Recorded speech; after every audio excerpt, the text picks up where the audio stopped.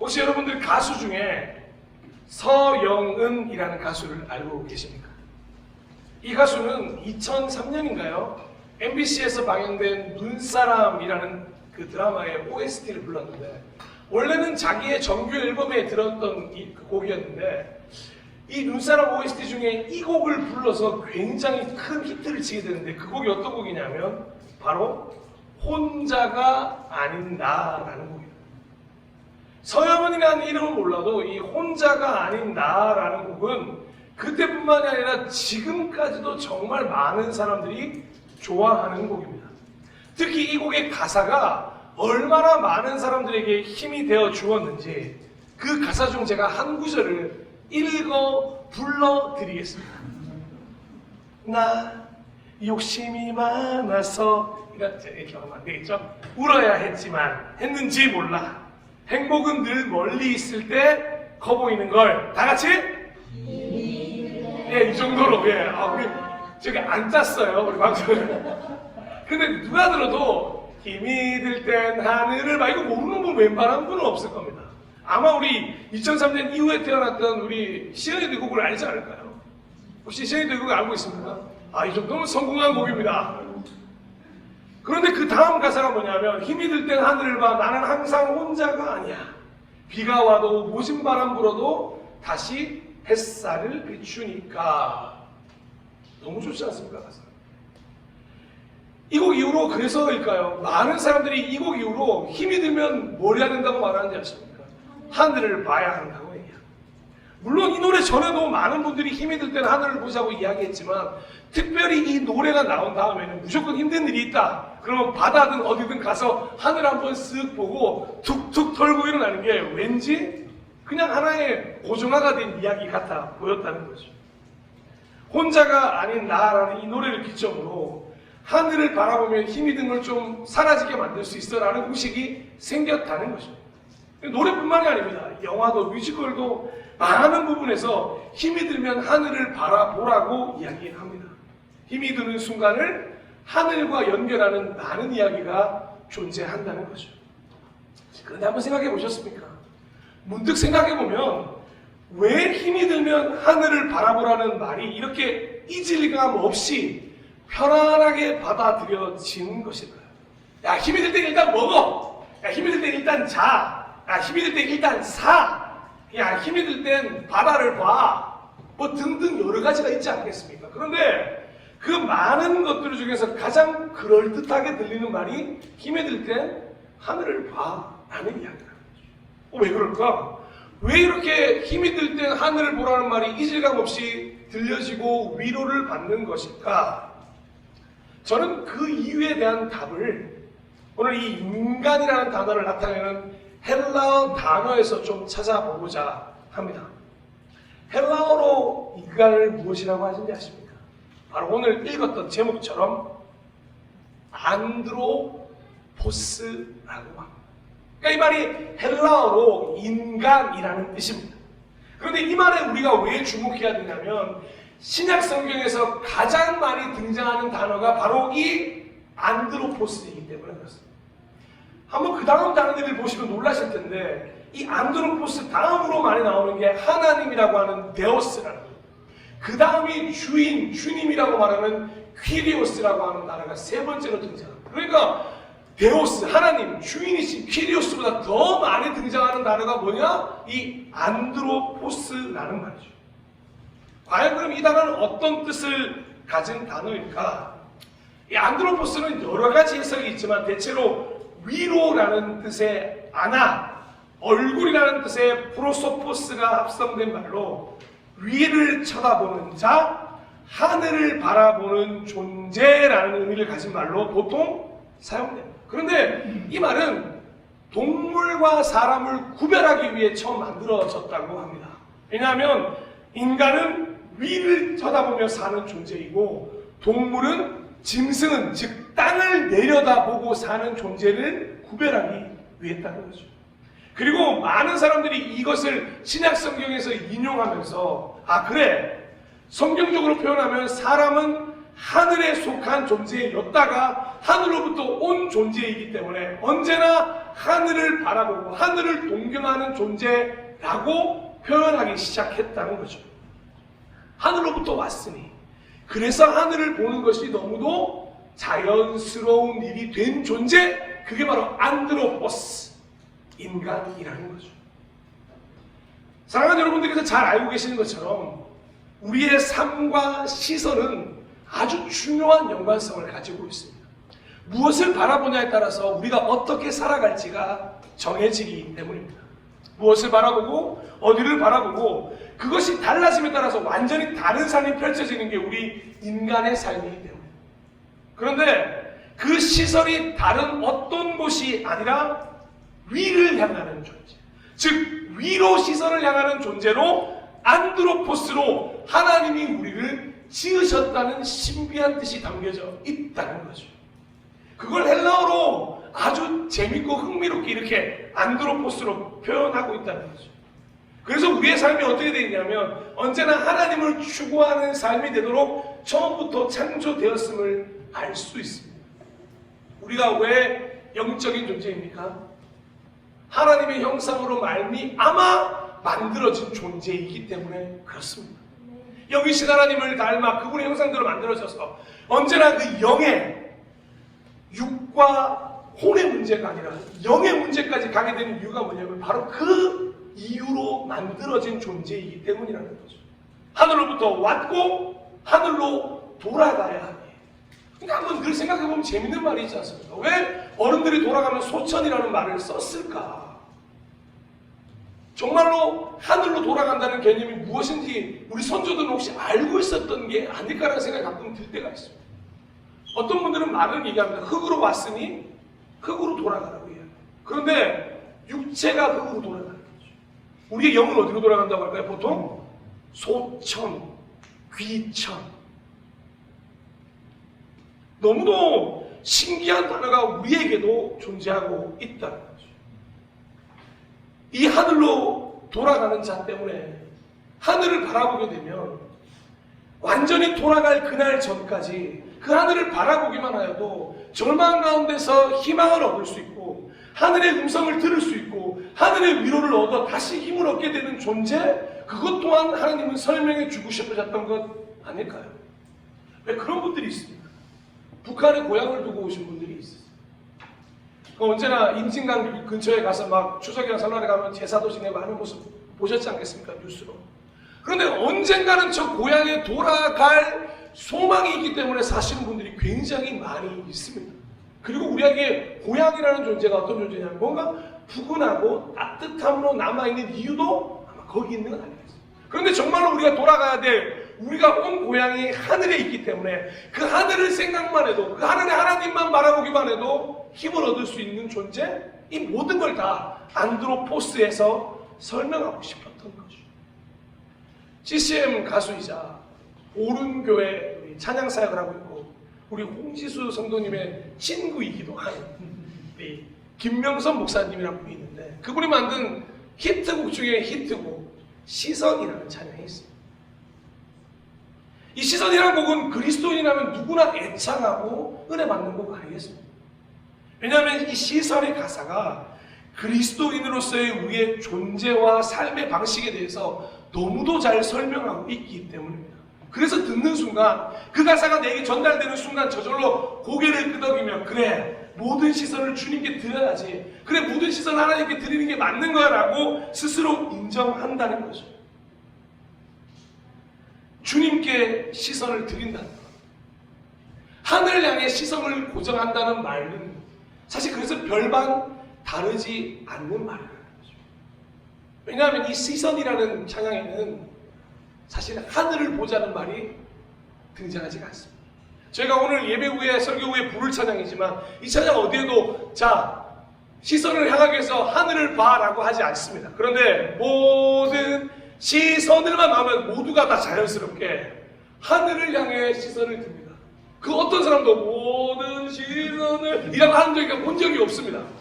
왜냐하면 그 시선을 하나님을 향한다는 게 자신도 모르게 안드로포스인 존재를 스스로 알기 때문에 눈이 하늘을 향한다. 그래서 하늘을 향하는 시선, 하나님을 향하는 시선이 별반 다르지 않다라는 거죠.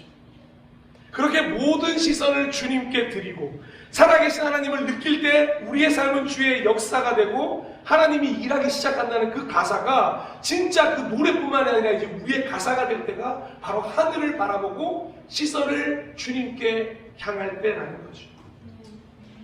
창세기 6장에 가면 아주 중요한 사건, 하나님이 노아에게 방주를 만들라는 명령이 등장합니다.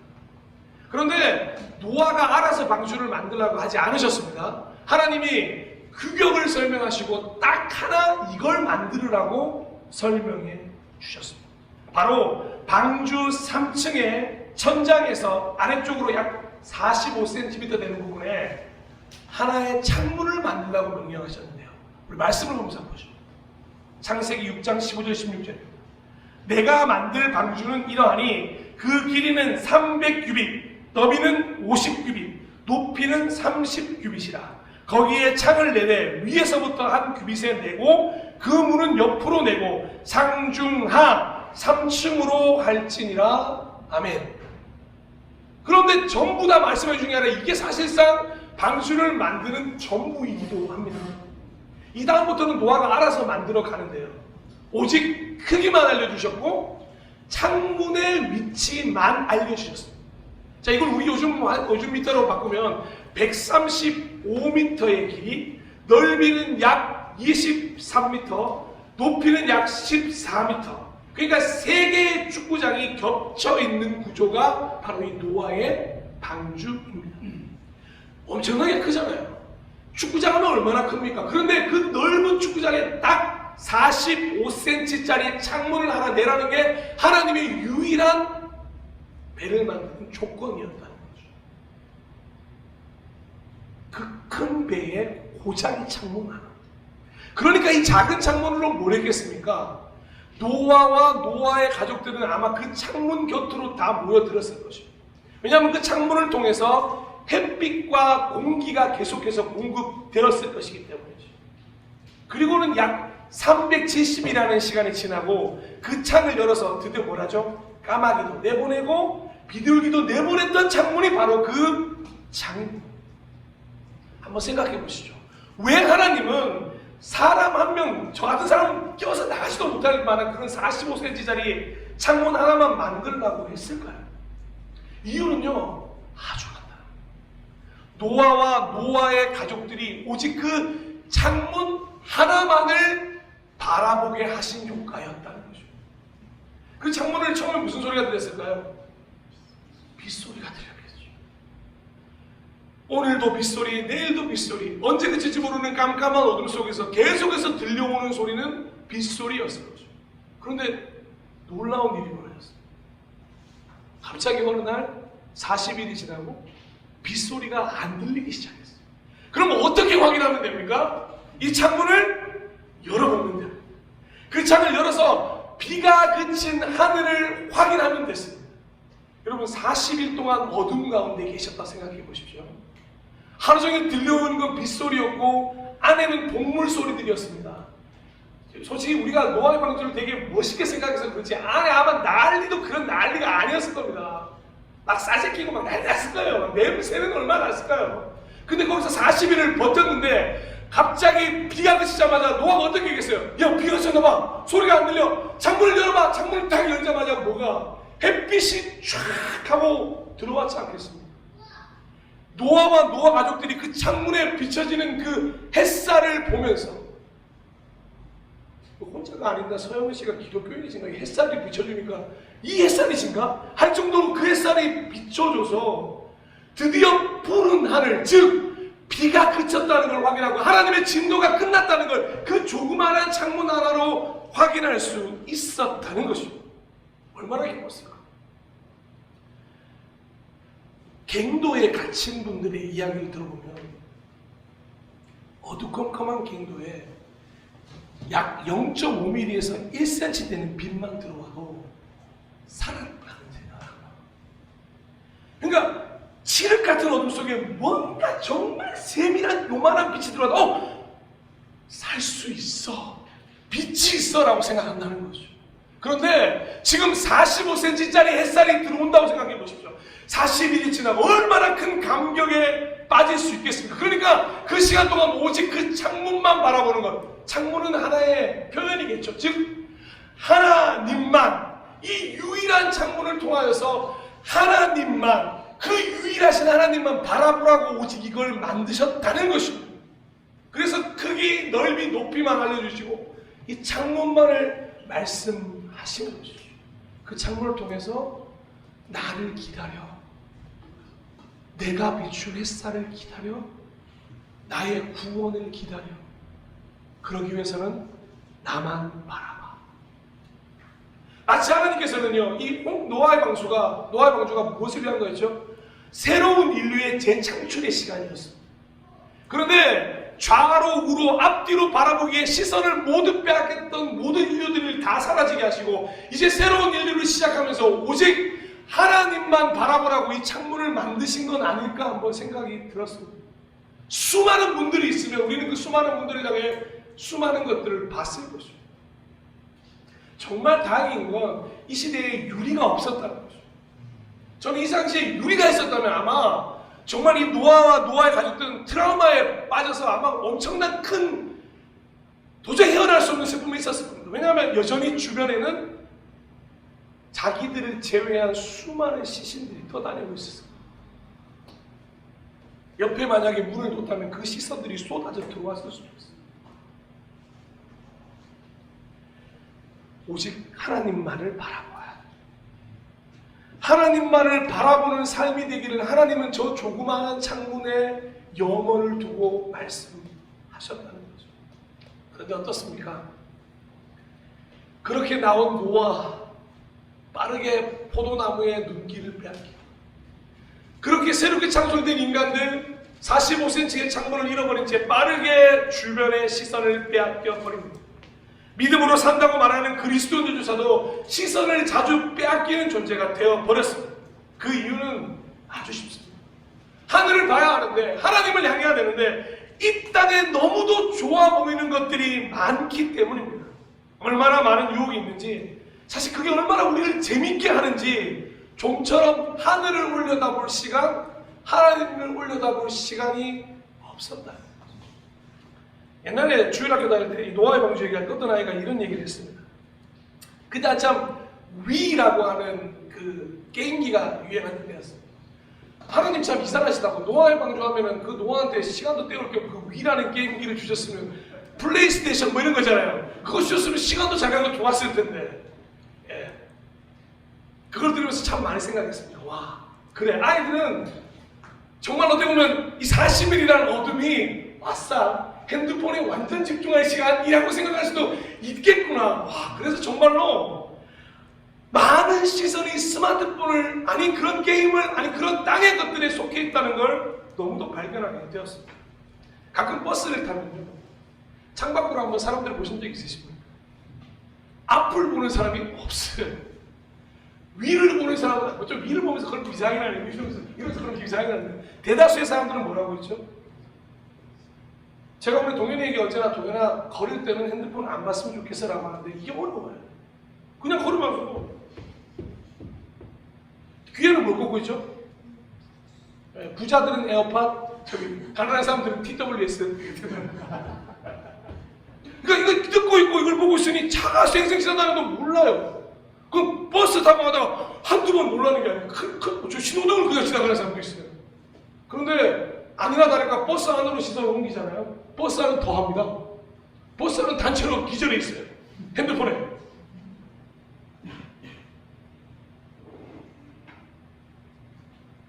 정말 우리는 시선을 빼앗겨버린 게 사실.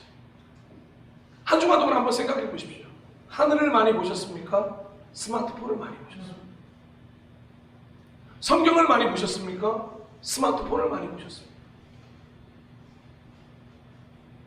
우리는 냉정하게 스스로를 돌아보면서 내 시선이 지금 어디를 향하는 존재인지를 한번 살펴볼 수 있어야 합니다. 사실 스마트폰은요 하나의 형태일 뿐입니다. 우리의 시선은 이미 땅의 세상에 하늘이 아는 곳으로 향하고 있다는 걸 우리는 인정해야 할 때라는 거죠. 바쁘고 빡빡한 세상을 살면서 고개 들어 하늘을 바라보는 게 너무도 사치 같다 보여서 그냥 그런 휴식과 평안을 얻을 시간에 그냥 내가 눈에 보이는 옆에 것들, 땅의 것들을 추구했다고 사실 인정할 수 있었으면 좋겠습니다. 그래야 그 인정이 있어야 우리가 다시 안드로포스로 돌아갈 이유가 생기기 때문에 하나님은 다행히도 또다시 노아의 방주를 만들지 않겠노라고 분명히 약속하셨습니다. 사랑하는 여러분, 제가 교회 오면 제일 먼저 하는 일이 블라인드를 주일날 내리는 일입니다. 제가 블라인드를 왜 내리는지 아십니까? 아주 간단한 일입니다. 블라인드를 열어두면 우리의 시선이 옆에 무슨 일이 있을 때, 비가 오거나 무슨 일이 있을 때 우리의 시선이 자연스럽게 뺏기게 되어 있어요. 그것조차도 한번 막아보고 싶은 이유가 많이 있어요. 제가 왜 이쪽으로 원조하십니까? 찬양을 부를 때는 이 찬양에 집중하고, 제가 이쪽으로 오니까 어떠세요? 시선이 자연스럽게 가까이 이렇게 저를 향하죠. 여러분, 이거 하나하나가 전부 다 우리가 시선을 어떻게 향하느냐에 따라서 우리가 어떻게 그 예배를 드리고 있고 우리가 지금 어떤 마음인지를 바라볼 수가 있다는 거죠. 어떻게 하시겠어요? 어떻게 하면 이 시선을 하나님께 고정하시고 어떻게 하시면 땅의 것들이 아니라 스마트폰이 아니라 하나님을 향하시겠습니까? 사랑하고 존경하고 축복하는 예배자예요. 저는 간절히 소망하기는 오늘 우리의 시선이 다시 원래 향해야 하는 곳을 향했으면 좋겠습니다. 하나님께 향했으면 좋겠습니다. 저는 그래서 지금부터 말씀한 구장을 찾아가면서 이분들처럼 됐으면 좋겠는데요. 가장 먼저 우리 히스기야 왕의 외침처럼 되었으면 좋겠습니다. 이사야 38장 14절, 나는 제비처럼 학처럼 애타게 소리 지르고 비둘기처럼 구슬피 울었다. 나는 눈이 멀도록 하늘을 우러러 보았다. 주님, 저는 괴롭습니다. 이 고통에서 저를 건져 주십시오. 아멘. 나는 눈이 멀도록 하늘을 우러러 보았다. 이 말은 무슨 말입니까? 그만큼 하나님을 간절히 찾았다는 것 아니겠습니까? 히스기야 왕을 지나 언제나 하늘을 우러러 보시던 예수님의 시선을 우리가 닮아가기로 합니다. 오병이어의 순간에도 하늘을 우러러 보셨고 하늘로부터 내려오는 은혜의 힘을 모든 사람에게 알게 하셨고 귀먹고 말 더듬는 사람 앞에서 나왔을 때도 예수님은 하나님을 바라본 후 에바다라고 말씀하셨습니다. 십자가를 지시기 전에도 기도할 때도 언제나 먼저 예수님은 하늘을 우러러 보셨습니다. 그 중에 대표적인 구절 요한복음 17장 1절입니다. 예수께서 이 말씀을 마치시고 눈을 들어 하늘을 우러러 보시고 말씀하셨다. 아버지, 때가 왔습니다. 아버지의 아들을 영광되게 하셔서 아들이 아버지께 영광을 돌리게 하여 주십시오. 아멘. 십자가를 지시기 전 마지막 기도를 드릴 때 예수님이 했던 행동은 뭐냐면 눈을 들어 하나님을 바라보았다는 거죠. 이 이후에 성경에 등장했던 수많은 믿음의 선배들도 마찬가지입니다. 성령이 충만할수록, 믿음이 더 깊어질수록, 신앙이 더 성숙할수록 그들의 시선은 땅이 아닌 하늘을 향했다는 거죠. 그 대표적인 인물이 누굽니까? 스데반 집사라고 생각합니다. 사도행전 7장 55절입니다. 그런데 스데반이 성령이 충만하여 하늘을 쳐다보니 하나님의 영광이 보이고 예수께서 하나님의 오른쪽에 서 계신 것이 보였다. 할렐루야. 저는 이 말씀을 왜 사모하냐면, 사랑하는 우리 믿음의 동역자 여러분, 정말로 성령이 충만하여 하늘을 바라보고 하나님을 바라볼 때 하나님의 영광을 경험하시기를 축원합니다. 정말로 예수께서 하나님의 오른쪽에 계신 것을 믿음뿐만이 아니라 시선을 향해 그 성령이 충만한 안에서 경험하게 되시기를 소망합니다. 그래서 진짜 살아계신 하나님을 좀 봤으면 좋겠습니다. 하나님 같이 계시지. 그런데 그게 아니라 하늘을 우러러보면서 좋은 신앙의 모험이 되어주었던 바울, 오늘 예배 전에 함께 읽었던 골로새서 3장 1절에서 2절 말씀은 이렇게 우리를 권면합니다. 그러므로 여러분이 그리스도와 함께 살려주심을 받았으면 위에 있는 것들을 추구하십시오. 거기에는 그리스도께서 하나님의 오른쪽에 앉아 계십니다. 여러분은 땅에 있는 것들을 생각하지 말고 위에 있는 것들을 생각하십시오. 아멘. 위를 바라보아야, 위를 향해야 그 위에 있는 것들을 추구할 수 있고 위로 시선을 향할 수가 있다는 것입니다. 그래서 우리 인간은 안드로포스답게 위를 바라보면서 그 위로부터 다시 시작해야만 하는 존재라고 예수님은 분명히 말씀하셨다는 거죠. 우리가 이 사실을 자꾸만 잊어버리니까 땅에서부터 새롭게 시작하려고 하고 아래에서부터 위로 향하려고 하니까 우리 신앙생활이 올바로 가지 않는 걸 이렇게 지적하십니다. 요한복음 3장 3절에서 8절. 예수께서 그에게 대답하여 말씀하셨다. 내가 진정으로 네게 말하는데 누구든지 위로부터 나지 않으면 하나님 나라를 볼 수 없다. 니고데모가 예수께 말하기를 사람이 늙어서 어떻게 태어날 수 있습니까? 자기 어머니 뱃속에 두 번째 들어갔다가 태어날 수 있습니까? 라고 하였다. 예수께서 대답하셨다. 내가 진정으로 네게 말한다. 누구든지 물과 성령으로 나지 않으면 하나님 나라에 들어갈 수 없다. 육으로 난 것은 육이고 성령으로 난 것은 영이다. 내가 내게 너희는 위로부터 나야고 한다 라고 말한 것을 이상하게 여기지 마라. 바람은 불고 싶은 대로 분다. 그러나 너는 그 소리만 들을 뿐 그것이 어디에서 와서 어디로 가는지는 알지 못한다. 성령으로 난 자도 다 이와 같다. 아멘. 위를 향하는 자, 하늘로부터 내려온 그 성령의 임함을 경험하는 자. 그런데 그 자들이 하늘을 바라보지 않고 어떻게 하늘의 성령님을 우리에게 구할 수 있다는 것입니다. 위로부터 나기 위해서 당연히 위를 먼저 바라보아야 하는 것입니다. 사랑하는 사람이 있으면 그 사람을 바라보게 되어 있습니다. 보고 싶지 않아도 계속해서 바라보게 되어 있는 것입니다. 왜 굳이 성령이 계속해서 하나님을 하늘에 계신이라는 단어로 수식하고 있겠습니까? 하늘에 계신 하나님을 바라보아야 한다는 것입니다. 그래서 그 하늘의 하나님으로부터 신앙이 시작되어야 하고 땅이 아니라는 걸, 그래서 우리에게 그 신앙의 성장력, 생명력이 살아있으려면 하늘로부터 계속해서 시작해야 된다는 걸 예수님은 이 말씀을 통해서 알려주고 계신 것이죠. 그리고 우리가 최종적으로 이 말씀을 기억해야 하는데 히브리서 11장 16절, 그들은 이제 더 나은 곳을 사모하고 있으니 그곳은 하늘에 있다. 이 안드로포스라는 말의 결정적인 이유가 뭔지 아십니까? 위를 향하는 존재라는 말은 정말로 놀랍게도 날마다 위를 향해 조금씩 나아가는 존재라는 걸 포함하고 있습니다. 그리고 결국 어디에 도달할 때까지요? 위에 도달할 때까지. 우리 그리스도인들은 어떤 존재들입니까? 땅에 많은 것들을 풀어놓는 존재가 아니라 우리가 사모하는 그것은 하늘에 있으니 날마다 그 하늘을 향해 한 걸음씩 다가가서 그곳에 도착하면 뭐라고 고백합니까? 그러나 우리의 시민권은 하늘에 있는지라 라고 고백하는 바울의 고백이 우리의 고백이 되어야 되는 것 아니겠습니까? 네. 다니엘이라고 하는 유대인의 총리가 있었습니다. 바벨론의 포로로 끌려가서 더 이상 이스라엘에 살지 못했고 그 바벨론의 총리요. 하지만 그의 시선은 언제나 이스라엘을 향해 있었습니다.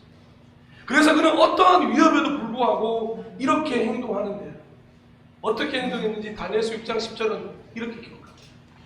다니엘은 그 조서에 왕의 도장에 찍힌 것을 알고도 자기 집으로 가서 자기 집 다락방에서 예루살렘을 향하여 창문들을 열고 이전에 하던 대로 하루에 3번씩 무릎 꿇고 기도하며 하나님께 감사하였다. 아멘. 저는 다니엘이요, 그 바벨론 땅에 하나님이 같이 계시지 않다고 생각한 게 아니라고 생각합니다. 하나님이 이스라엘에 계시니까 이스라엘 향해서 기도했다, 그런 뜻이 아니라 계속해서 바벨론의 그 좋은 것들의 시선을 빼앗기지 않기 위해서 하루에 3번씩 특별히 이스라엘을 향하여, 하나님을 향하여 일부러라도 선택하여 기도했다는 놀라운 기록이 바로 이 구절인 것입니다. 느헤미야는 어떻습니까? 수많은 믿음의 선배들은 어떻습니까? 아무리 좋은 세상에 살아도 내가 있어야 될 곳은 하나님의 나라니 하나님을 바라보겠노라고 시시때때로 하나님께 눈을 들어 바라보았던 그 믿음의 선배의 길, 오늘 우리 후배들이 이어가야 할 거라는 것입니다. 설교를 마무리하겠습니다. 우리가 잊지 말아야 할 것들이 있습니다. 지금까지 성경에 나오는 수많은 믿음의 대단한 선배님들 이야기만 했는데요, 그분들의 이야기만 존재하는 것이 아니에요. 오늘 함께 나눴던 본문 시편 123편은 성전에 올라갈 때 부르는 노래. 그러니 이스라엘의 모든 백성들이 다 함께 그 믿음의 여부와 상관없이 모두 성전에 올라갈 때 불러야 하는 이 노래를 시편 123편부터 등장하고 있다는 거죠. 누구나 이 노래를 부를 수 있고 누구나 이 노래를 부르며 다짐하고 기도하고 결단했는데, 제가 다시 한번 읽어드릴게요. 시편 132편 123편 1절에서 2절. 하늘에 계신 주님이시여, 내가 주님을 향해 눈을 듭니다. 종들의 눈이 상전의 손을 바라고 여종의 눈이 여인의 손을 바라듯 우리 눈이 여호와 우리 하나님을 바라며 주께서 우리에게 긍휼을 베푸실 때까지 기다립니다. 아멘. 믿음이 대단한 사람만 이 노래를 불렀던 게 아닙니다. 세상 속에서 실패하고 수많은 땅의 것들의 시선을 빼앗기고 그럼에도 불구하고 예배 가운데 나아가고 성전 가운데 나아갈 때마다 이 노래를 불렀다는 것입니다. 혹시 한 주간 동안 시선을 빼앗기고 살다 오셨습니까? 아니, 지금도 혹시나 빼앗긴 상태로 계십니까? 그러면 오늘 이 말씀을 통해서 회복해야 한다는 것입니다. 내가 다시 하늘에 계신 주님께 시선을 향해야지. 주님을 향해 눈을 들어야지. 우리의 눈은 하나님을 바라보아야지. 그래, 그게 예배자의 삶이구나. 성전을 올라가며 불렀던 것처럼 매일의 예배로 살아가야 되는 우리가 불러야 할 이 노래가 시편 123편의 오늘 고백이라는 것입니다. 사랑하는 여러분, 삶의 예배는 다 함께 드리는 공예배든 예배자로 살아가는 모든 순간 우리는 이 노래를 불러드릴 수 있어야 합니다. 그래야 우리가 안드로포스로 이 땅에 태어난 이유가 날마다 더 명확해진다는 거죠. 사랑하고 존경하고 축복하는 예배자 여러분, 제가 서두에 이 안드로포스라는 단어가 신약 성경에 가장 많이 등장하는 단어라고 말씀드렸습니다. 왜 가장 많이 등장할까? 이 설교를 마무리할 때쯤에 이유를 발견하게 되었습니다. 가장 많이 등장하고 반복되는 이유는 우리가 어떤 존재인지를 잊지 않기를 바라시는 하나님의 마음이 담겨있기 때문이라는 거죠. 얘들아, 너희가 누군지 아니? 너희는 안드로포스야. 안드로포스야. 안드로포스. 사랑하는 안드로포스 여러분, 우리는 안드로포스로 살아가요. 오늘 이 주일이라는 노아의 방주에 오셨습니다.